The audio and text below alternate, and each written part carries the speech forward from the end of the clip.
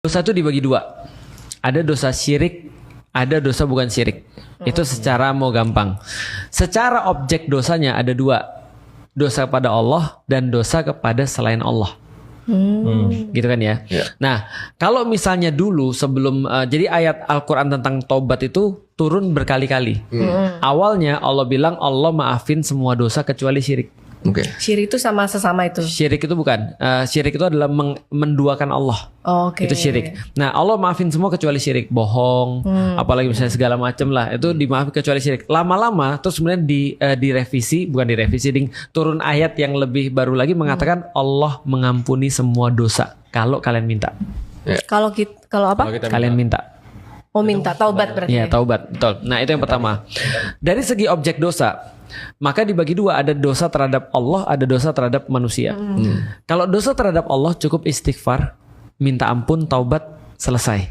Tapi kalau dosa terhadap manusia tidak akan Allah ampuni kecuali manusia sudah ridho.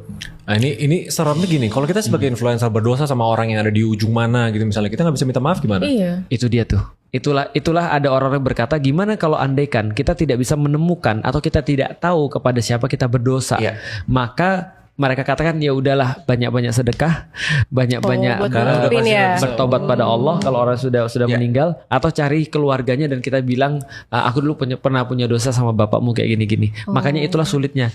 Jangan sampai kita berdosa terus orangnya mati belum sempat minta maaf. Bayangin kalau jadi presiden. Mati masuk udah di atas tetap nggak bisa dengar doa kita. Kalau dia sudah mati dia nggak bisa. Ya kita bisa sih bilang Gini aja, dia udah meninggal deh. Kita datang minta maaf. Maafin aku ya. Gimana kita tahu dia maafin? Betul. Dari atas. Dari atas siapa?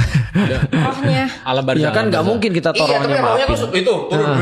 Oke, aku maafkan. Kan nggak bisa gitu. Oke. Terus kalau mau minta maaf kayak orang kayak Steven kan pendendam nih. Dia nggak mau maafin. Yang dia inget itunya. Tapi itu kalau dia nggak mau maafin gimana? Bagus sih. Tugas kita yang bersalah cuma minta maaf. Ketika dia nggak mau maafin itu urusannya dia. Oh jadi berarti cuma sekedar ngomong maaf doang itu udah diampunin dosanya. Tunggu sampai nyarinya dulu, hatinya dulu. Tergantung. Kalau ada orang yang masih hidup nih, Steve aku minta maaf ya. Dia bilang aku nggak mau maafin lu. Iya. Sudah selesai berarti kitanya. Tapi kita udah hilang kan dosanya. Tapi Steven yang ada. Betul. Karena dia dendam. Kalau orang udah meninggal, nggak bisa. Kecuali orangnya meninggal. Sudah meninggal kan kita nggak tahu di gimana dia maafin kita kan. Nah terus ada nggak perbuatan-perbuatan yang bisa menghapuskan dosa? Ada. Puasa tadi aku udah bilang.